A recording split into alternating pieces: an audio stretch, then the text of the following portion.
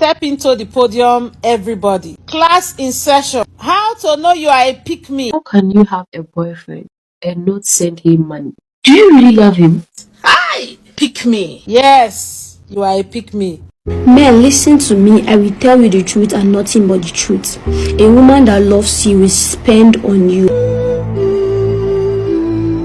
She can give you her last cash just to make sure that you're fine. So if your girlfriend is stingy to you, she doesn't love you. Have you been picked? Have they picked you? 99% of our so-called feminists who goes around advising the younger ones that marriage is a scam are very lonely. Anytime we discuss about what women go through in the house of men, and your first utterance is So-called feminists are very lonely. Vita feminists, they need to get married. It is because you are a pick-me. You are a pick-me. There's nothing wrong with working. Your marriage should be more important than your career. What did you say be your name?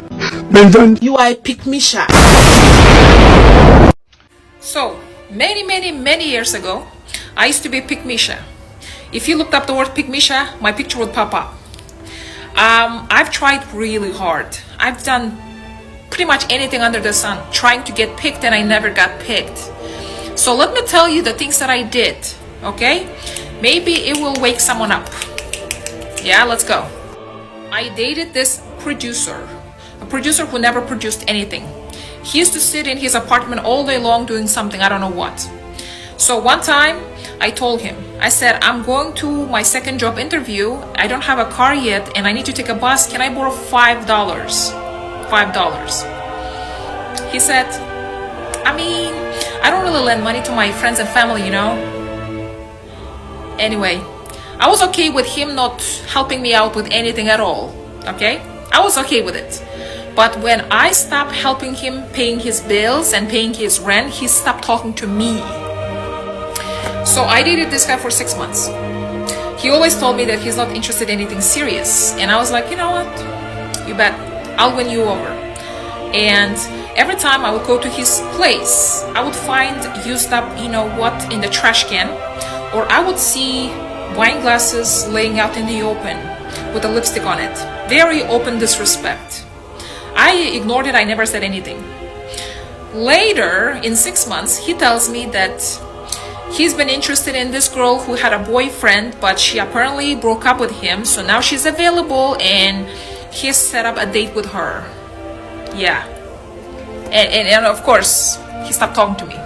So this guy that I dated, he always wanted to go to this specific restaurant/bar. And he never wanted to hold hands with me or look romantic. So we always looked like we were friends. So one time we went there and then I started talking to a bartender girl while he was in the bathroom. So she tells me, hey, is he your friend? Because he's so creepy. He comes here for like a couple times a week and he's always trying to get my phone number. He's been bothering me for like 6 months.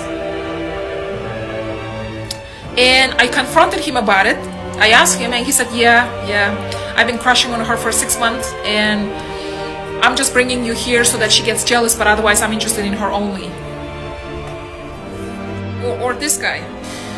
He asked me to come to his place and he's gonna cook for me for a third date. So I went there and I was like, you know what, I'm gonna impress him, I'm gonna audition for his love. So I ended up offering to cook. And then I cleaned all the dishes. And then I saw things laying around, so I cleaned up. And then I saw his laundry laying around, so I folded. And I was like, dang, this is it, man. He is gonna be so in love with me. Guess what? He ghosted me. He ghosted me. So I've tried everything. I tried to pay all the bills. I tried to do all the chores, cleaning, cooking, doing laundry, etc. I tried to be open-minded, let him date other people. I tried to change my style, my hair, my everything. And guess what? Yeah, you guessed it. Nothing worked. Nothing worked. Because apparently, what I learned from all of this experience is that if you don't put yourself first, if you don't respect yourself, if you don't love yourself, no one truly wants you. No one wants a desperate begging woman. Okay? Anyway, so when people smell that desperate energy, when they can smell that you have low self-esteem, that you don't love yourself, you have no confidence, people don't like it. They might use you here and there for something, but truly, they don't want you, you know? Today, we'll be talking about how being a good girl by society's standard is really nothing more than just being a pick-me. Yes, I said it. Being a good girl, a good wife, a good girlfriend is nothing more than just being a pick-me. If you really look at it, the characteristics of being a good girl and the characteristics of being a pick-me really are just the same. The good girl or the good wife is the woman who cooks, she cleans, she takes care of the house, she takes care of the kids, she does all this while expecting little to nothing from the men in her life.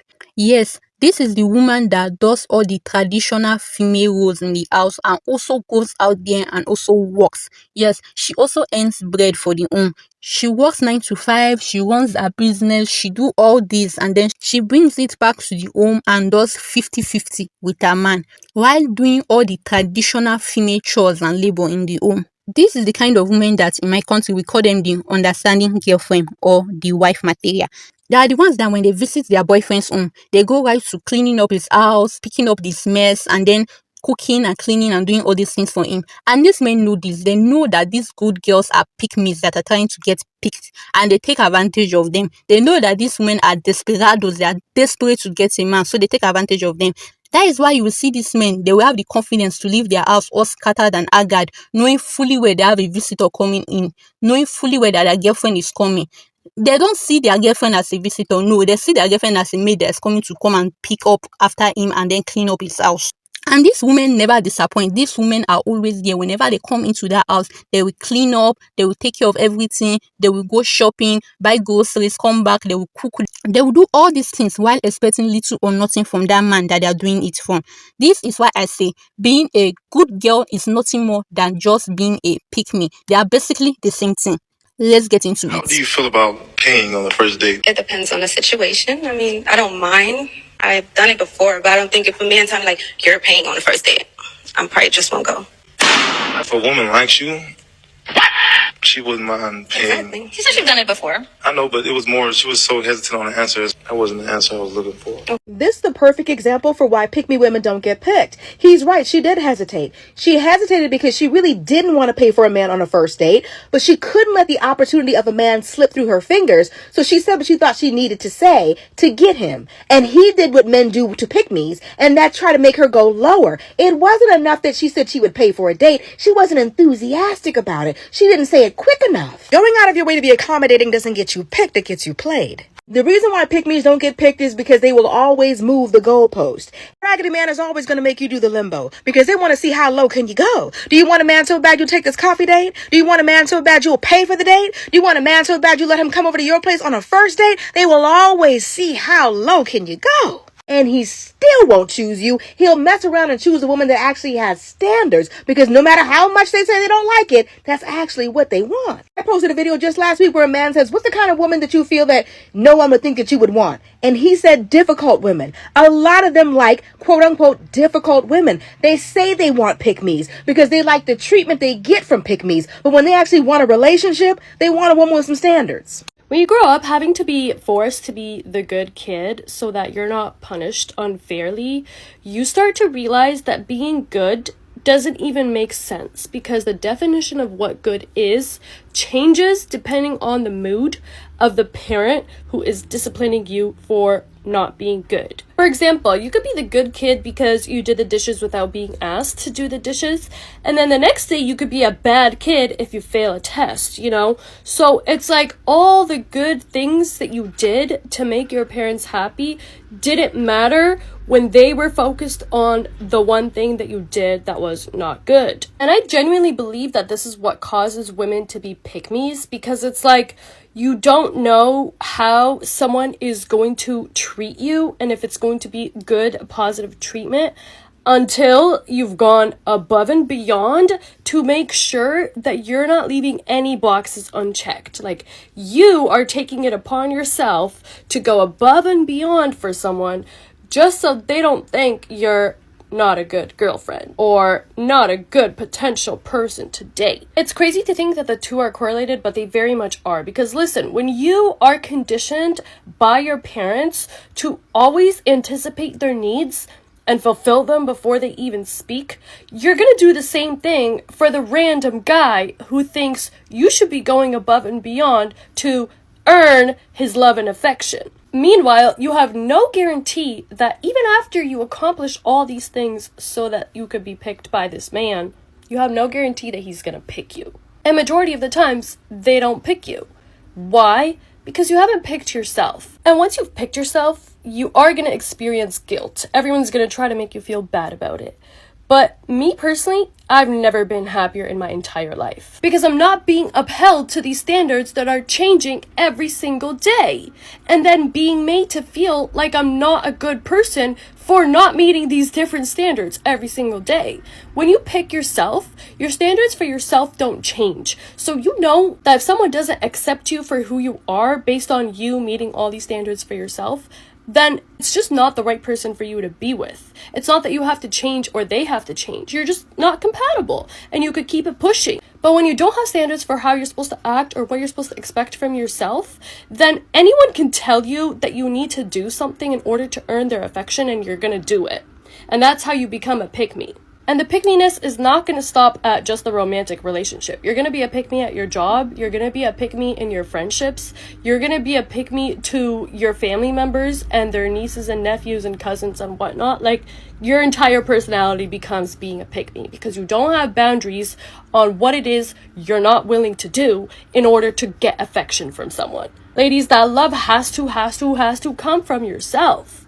You have to make sure that no matter what anyone says about you, you love yourself and you pick yourself and you choose yourself, okay? And not everybody's gonna be happy, and that's not your problem. Not your problem to solve. Don't feel bad about it. Even if your own family members don't pick you, pick yourself. Most of the ladies who have pick me or Bob the Builder mothers, those women are never happy, okay? They're never truly happy. They're always miserable, talking about, well, I used to do this and I did that for you and you need to do this and they're always talking about what they did for other people, even though no one asked them to do anything for them. They are the chicks that volunteer to do for everybody, you know, looking for validation. And when validation was not received, you know, then they get angry, never got validated, and they're still looking for it to this day, and they want to see it. And they want you to validate them. They want everybody to validate them who they sacrificed for, you know. And even though no one asked them, yes, oh, thank you, cutie, thanks. Even though no one asked them to sacrifice anything, and they chose to do it on their own. You have a special case, so thank you. Oh. I'm just gonna put it on your hair. I already have one on. Thank you. Have you ever worked for this? Have I ever worked for this? I haven't got that just for you. Well, Sasha won't have to worry about a pick-me mom, right? So, so the whole point is, you know, they are still looking for validation for all the sacrifice that they have made and not gotten anything back from. Just being born in patriarchy as a woman, you are conditioned to be a pick-me until you realize that this is the foundation of your mindset and why you run into all these problems that you have. You can't change your life. Every problem that you have is related to being the pick-me. A pick-me has to suck up to somebody and beg for validation and approval to have access to resources. Just for being born in female gender, the gatekeeper is going to be men and women who uphold men in patriarchy. Just look at the poor quality of your friendship, family relationships, just how much you put in effort to these relationships, pleasing, trying to make it work in an environment that they have no capacity to see your value. Even when results have shown you clearly over time that your level of competence and efforts are irrelevant to getting what you want. When you're a pick-me, you don't think about finding a new environment. Instead, you try to make it work in the same environment where they have clearly shown you over and over that you have no chance of shining, where mediocrity is celebrated for the sake of those few who are in leadership position, who don't build a community. Instead, they want minions. It's up to you to realize that this is the environment that you're in. When you understand power dynamics and how you've been conditioned to be the prey, the minion, the pick-me, that's the beginning of breaking out of the mold. A lot of women who are good girls and pick-mes are being raised that way by their moms. These mothers are women who themselves, they did try to be good girls, they did try to be pick-mes, they did all the house chores, they cooked, they cleaned, they even contributed to the finances of the home, and they actually gained nothing in return. Okay, some of them might have accomplished marriage, they might have gotten married, but what did they really gain from that marriage apart from being a missus? A lot of them are miserable in their marriages. They are with men who do not appreciate all the free labor, all the things that they give to them. But seeing that there's nothing to gain from it, do not deter them from raising their daughters the same way. On the contrary, they raise their daughters to be just like them, to be as miserable as them, to be a giver. These women raise their daughters to give, because they themselves give. These are the mothers who they did everything for their children. They not just the cooking, the cleaning, all this free labor, even staying with abusive men. Yes, these are the women. They are the good women, the good mothers, the good wives who stayed in an abusive relationship. They stayed in an abusive marriage. They stayed while that man was cheating on them. They gave so much of themselves into their marriages, into their families. And these women, when they grow up, I noticed this thing as a trend with these women, is that when they grow old and then they see that they have done so much for their husbands, for their marriage, for their families, and then these men do not give them anything in return. They do not put the onus on the men. They do not put that pressure on the men that, okay, I've given so much to you, to this marriage, give me something, compensate me. No, instead of looking to that man for compensation, they now turn to their children. Yes, they turn to their children and be like, okay, look at all the things I suffered. I was in this marriage, it was abusive. I cooked, I cleaned, I did all these things, all for you. They now put all the pressure on their children to compensate them for all the things that they gave in that marriage. They put all the pressure, all their emotional needs, their financial needs on their children. They put so much pressure on their children. These are the women that end up becoming boy moms, especially, yes, when these women have sons, they become boy moms, they become even mother-in-laws, because they look at their lives that all their dreams, all their careers, all the things they wanted to accomplish, they forgo it for the sake of marriage, for the sake of their families. And now they see their son as the man that will compensate them for all the things they have given, because their husbands and their men, their actual men, do not compensate them from it. These are the women that they become so much emotionally attached to their sons to the point of it becoming emotional incest. These are the moms that are so male-centered. They are the male-centered boy moms that we all see on the internet. This is why I say being a good woman will get you nothing more from these men apart from being frustrated, being miserable. And then when you look around and you see that these men are not really appreciating you for it, you pour out your misery on your children and on the partners of your children. That's why these women are very terrible. Do not meet the son of one of these women, because this woman is going to be a very terrible mother-in-law. Because what you are taking away from this woman, you are not taking away her son. No, you are taking away her man. Because all the things she gave up in that marriage was not compensated by her husband. So now she puts all the pressure and expectations on her son to compensate her for all the things that she gave up and all the things that she poured into that marriage and that family. What is a pick-me? It's a chick that begs to be picked by a man by saying, I will pay half the bills, I will cook, clean, be your maid, do whatever you say, go to work 40 hours a day, raise kids, and we're going to build together. Who's mostly the same age. Okay, it's someone who basically is a 50-50 partner, not a wife, not a girlfriend, but a 50-50 partner. If you are a 50-50 partner, you are not a wife. Okay? Because nowhere in those wedding vows does it say that you need to go out and pay half these bills. It's not a slave, actually. You know why? If you have money and you're driven and your career keeps rising because of the woman you're with, you're a boss. Ladies, here are some nice girl habits that you need to stop doing. Because like a wise man once said, nice for what? Number 1, stop being a pick-me-isha and changing who you are to be accepted by people and situations. Be yourself and be proud and confident in who you are. Number 2, learn how to say no when you don't want to do something. When something is not convenient for you, when something doesn't sit well with you, learn how to not conform and say no and put up boundaries. Number 3, don't be willing to endure struggle for the sake of relationships. You don't have to prove your love. You don't have to pass tests to prove anything to a guy. You definitely do not have to ride or die. That's who invented that? That's embarrassing. But this also applies to family and friendships. You don't have to struggle to deserve love. And number 4, stop being afraid to speak up for yourself. Stop suppressing your thoughts and feelings out of fear that people won't like you or that you'll lose people. A good girl is brainwashed by patriarchy. She acts sexual. She pretends like she loves sex, but she doesn't. It's all a performance. What she gets turned on by are validation and admiration, and she uses sex to get that. She actually doesn't like sex that much because once he's in, she already feels done. She fake moans and she fakes her orgasms. A good girl does not have autonomy. She's controlled by patriarchy. Therefore, her mind is indoctrinated to constantly be competing. She wants to be the best that he's ever had. That's what she fakes. She competes with other women around her over sexuality. She wants to be the sexiest.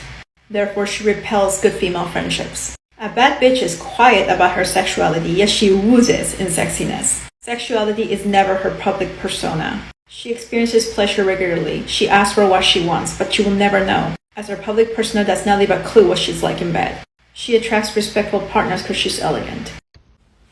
Are you a pick-me? I'm a pick-me. I definitely was a pick-me. And worse, I'm a millennial, so I was a manic pixie dream girl. Let's talk about it. Now, the defining characteristic of a pick-me or of a manic pixie dream girl is that she is prioritizing the experience of the man above her own. And she is curating a version of herself that she believes will best support that man to have the best experience, both of her, but just in general, of his life. Like, just what will give this man the most wonderful experience. This is why I think the Manic Pixie Dream Girls of my adolescence are very insightful, because Manic Pixie Dream Girls in these films, they're always trying to take this ho-hum guy who's just sort of stuck in his ways and show him how magical life is by being so radiant and so spontaneous and so unbelievably awesome that she pulls him out of his limited worldview and takes him to a whole new world. So you can see the inequality in this dynamic. It's not that he is participating in mutually creating an experience together. It's not that she's just able to exist in her awesomeness and he meets her there or is like naturally inspired by that to participate in any way. It's literally that she's involved in a performance of self that is meant to optimize his experience. And so I think the question becomes, why is it that as women we feel the need to do this, and what happens to us internally when we do, and then of course how to move beyond it. So this necessarily brings us back to the male gaze, because there is a man that has been installed in our head from the time that we were very, very young, and he is watching everything that we do. And depending on what matters to you, he is the judge and the arbiter and the decision maker of whether or not you're going to get that thing. So if you want love, if you want security, if you want validation, if you want absolutely any of these fundamental human needs, belonging, worthiness, just to feel like you're okay, I'm okay, we're okay, it is this man installed in our head who's the one who gets to decide whether or not that's going to happen for you. And the way that at least I internalized that you appeal to this man is that you create a performance of yourself for him to review. And here's what's crazy is then when you get that validation, there's going to be this brief, glorious moment where it feels like you exist, where it feels like you finally did everything right, where it feels like you finally got it and you're safe or you're loved or you're worthy or you don't need to be ashamed. And then something's going to happen and he's going to look at you sideways, or you're going to be worried that maybe your hair isn't right, or maybe that thing you said was a little bit too something, and it's all going to come taken away and you're going to be right back to doing your mating dance and performing. And I want you to think of the true cost of how much energy goes into the male gaze in your life. It's one thing to say you have male gaze, but here we got to start quantifying. We need to start quantifying. Think about the greatest resource we have is our time. Think about the time that you are putting into this, prioritizing other people's experience. Think about the time that you are putting into this origami of your true nature.